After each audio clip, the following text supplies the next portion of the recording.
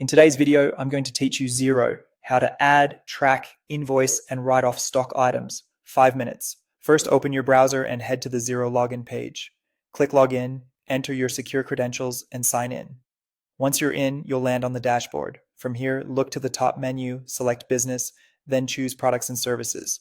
This is where all your items live and where we'll set up a tracked stock item. Click New Item. Start by adding an item code. Keep this short and consistent like a simple SKU. A clear code makes searching and reporting much faster later.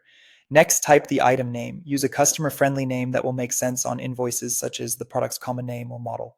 Now enable tracked inventory. Tick the option to track inventory item. This is crucial. With tracking turned on, Xero will monitor on-hand quantity, maintain the item's average cost, and automatically post cost of goods sold when you sell it. It's the difference between just listing a product and truly managing stock value.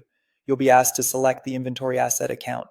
Choose 630 inventory or the inventory asset account used in your chart of accounts. If you're unsure, confirm with your accountant so your balances flow correctly to your balance sheet. Fill in the rest of the item details.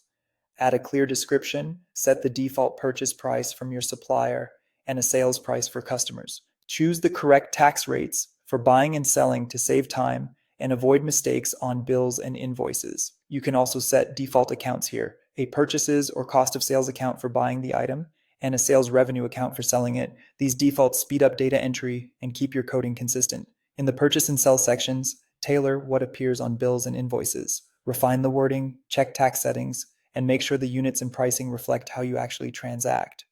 Accurate defaults mean fewer manual edits each time you use the item. When everything looks good, click Save. That's it. The item is now tracked. From this point on, adding the item to an invoice will reduce stock on hand and post the cost of goods sold automatically.